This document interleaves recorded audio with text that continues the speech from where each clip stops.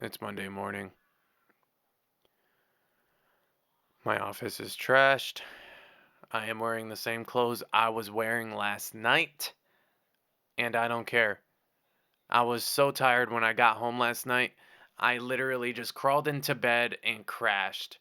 And as soon as I got up, I came to do this. So don't mind the mess behind me. I'll be getting that taken care of sometime. But there's a couple things that I really wanted to get out there, especially while it was fresh in my mind. And I think it would be helpful to DJs out there that are either starting or maybe you recently started your business, but you're in a market like mine where we don't have weddings all year round and it's really contained in like 4 or 5 months. So you may have an idea of what you need to do for events and the way that you operate your events, but maybe you haven't had a chance to execute a lot of those. That has been my issue since beginning my business just because of the market that I am in. So last year was the first year that I was actually able to do pretty much all of the events that I booked. And we really only had like one a weekend during like the heavy months. This year, since June, we have had double weddings every single weekend, Friday, Saturday, Friday, Saturday. And then this week alone, I had 4 events. So, those of you that follow me on Facebook, on Instagram, you probably know. So, Tuesday, I had a teen dance. And Tuesdays are also my BNI days. And so, BNI is Business Network International. It's a networking group. I'm also the president. So, I prepare the meetings. I get everything in order. I present the meetings when we are there. So I have that on Tuesdays, and then afterwards, I drove out to Northport and began setting up for a teen dance. Friday, Saturday, and Sunday were all weddings, and they were all ceremony, reception, photo booth. So we had not just the typical gear that we would bring, but we also had the photo booth stuff. So we had the Danny Max Curve DSLR booth we had to bring, the printer, the props, the backdrop, everything. Now, all of these events were fairly small, and that certainly helped when it came to setting up for a lot of these events. We didn't need to worry about bringing the K sub, we didn't need to worry about anything like that. But there's a couple things that I think really saved us that I wanted to talk about. And I want to talk about them here because I've been really busy lately, so a lot of my gig logs are kind of backed up because the YouTube channel, the videos, the content I'm doing is taking a back seat at the moment. Because with all of the events that I have, uh, I've got client websites that I'm working on.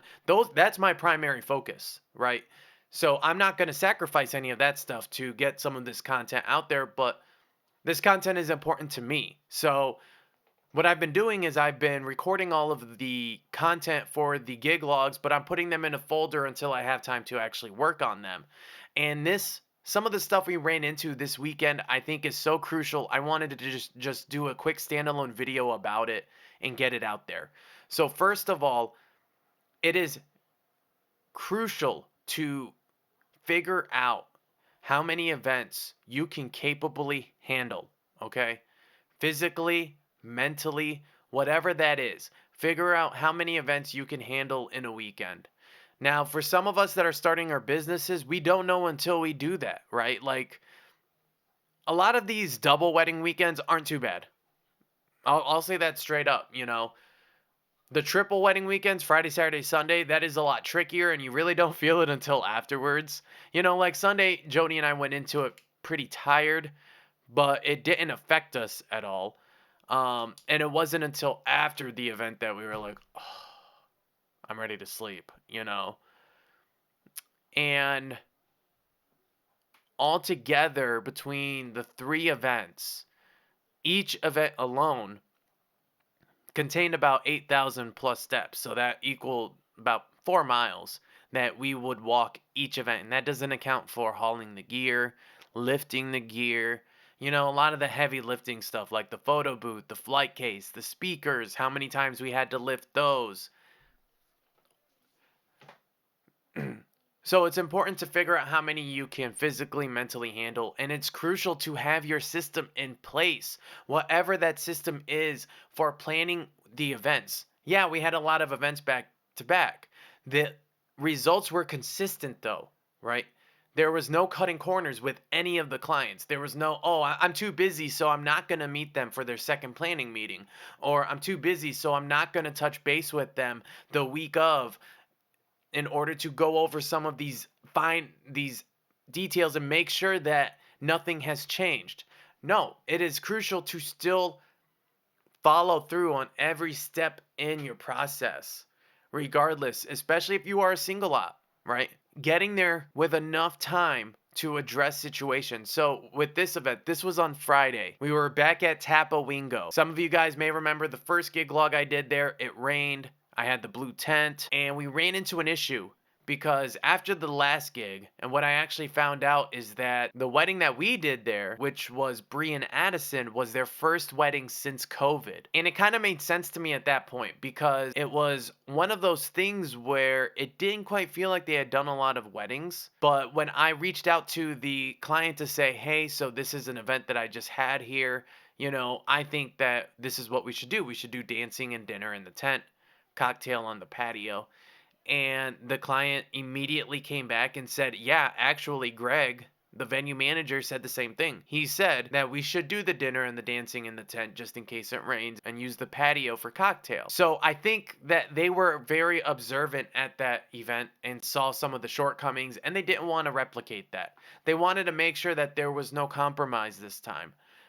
Regardless of the weather. So I really appreciated that on the venue's part. But one thing that we did run into is that as we were getting everything set up, we got everything good to go.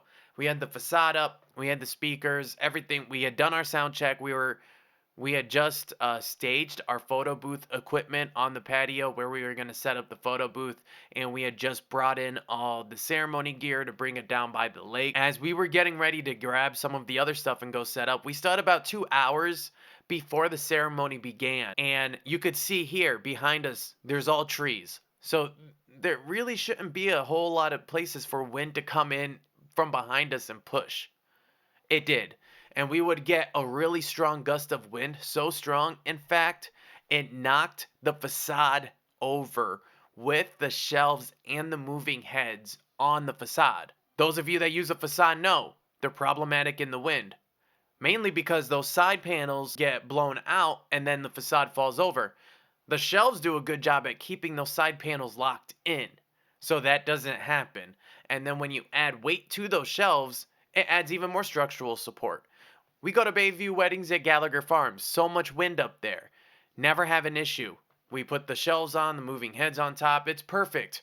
The facade doesn't go anywhere. This gust of wind was so strong, it knocked the facade over with the moving heads on the shelves, and they smacked onto the ground. They are okay. We tested them, we used them. The next two events, they were perfect. We did have to do some working on one of it because it kind of like cracked the shell, but I was able to repair it out in the field. So that is pro tip number 2. Be sure to always get there early. We got here at this one like 4 hours early.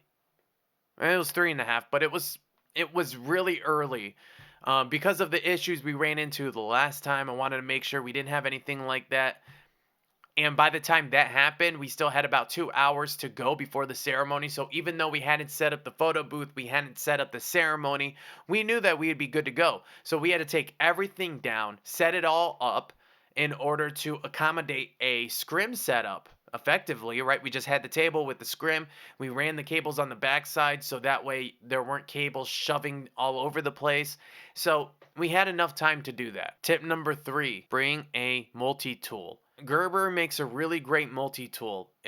I keep a Gerber multi-tool. Why is that hard to say? Gerber multi-tool.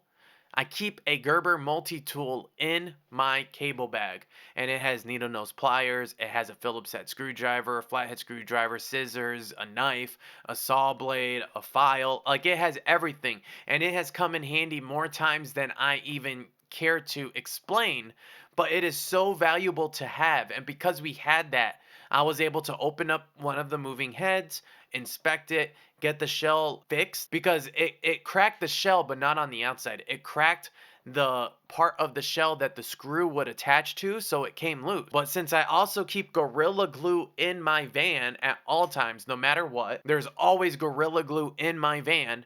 I was able to grab that Gorilla Glue, grab that multi-tool, and fix that piece of the moving head and attach that screw back on. So we had plenty of time to fix the issue with the wind, and we had that gust coming through all night. So it was a better call not to use the facade and not to use the moving heads than it would have been to try to use it. And then on that same one, 10 minutes before the ceremony began, originally we were going to use the Mackie Thump Go, and I do have a review coming on that speaker here shortly. I freaking love that speaker. It's been awesome so far, but I want to get some more field testing with it before I do a review. But we had the Mackie Thump Go that we were using, and about 10 minutes before the ceremony was supposed to begin, the videographer came over to patch in, and he only had a 3.5 millimeter headphone jack or a 1/4 inch that he could use to patch in. Since we weren't running a mixer, since it was only the Mackie Thump Go, we only had XLR. So thankfully, I also brought my Roland BA330. And since we had that, I had Jody grab that, and we literally just switched out the Mackie for the Roland and let him patch in. And you can kind of see his red cable here. Right, so this is his cable kind of dangling down, but that really saved the videographer because he was able to patch in. And one thing I told him was like, you should really get an XLR output because most videographers, that is what they use. That is what a lot of the systems entail, because especially with XLR, a lot of the videographers that I work with that will patch in at like a reception or something will just patch into the output on one of my speakers. That way they get the microphone, they get the audio, they get everything that the audience hears, and it's perfect, you know? Because I had that, I also brought the Roland with me, even though this entire weekend were smaller events, right? The most we had on any of these events were 90 people. I still brought the Roland just in case, even though I knew we were going to use the Mackie. Having that equipment with you, super crucial. And arriving early. Keep a multi-tool in your bag in case you need it. Certain things like that can really save an event. If you do have a lot of events back to back, it is crucial to still be able to deliver on the level of quality that you want to deliver on. You can't cut any corners. You can't say, oh, I'm tired. You know, nothing like that. You still have to deliver. You still have to do it the way that you would do it. And then Sunday, we brought back in Mark Wilson from New Lantern Media. We weren't doing a ceremony live stream because there was no cell phone service at this venue. No cell signal. So we couldn't do a live stream. He just came out to record the ceremony and some of the dances and stuff like that. But ultimately, it was an amazing weekend. All of the events went really well. And I also think for many of us out there that are single ops, or maybe you are doing it yourself, find somebody that you can bring with you. Find somebody that you can bring out as an assistant or something along those lines. So that way you don't have to do all of this yourself, right? Having Jody along this weekend really made a massive difference because I was able to focus on the things that I needed to focus on. I was able to focus on the way that I was going to MC these events. I was able to focus on communicating with the other vendors in order to make sure everything goes smoothly. I was able to focus on making sure that the photo booth was operating, and I wasn't the one that had to like run back to my vehicle, grab this, grab that, do some of these other things. And that made a massive, massive difference, especially with how hot it was because all of these venues were outdoors and how far away we had to park because all of these venues had parking like, I swear, a mile away. So if we needed to grab anything out of the vehicle, we were walking a bit of a distance. So it would have made it very difficult if I didn't have him there with me in order to do some of that. So find somebody that you can bring out with you and give you a hand and help. He was a trooper this weekend.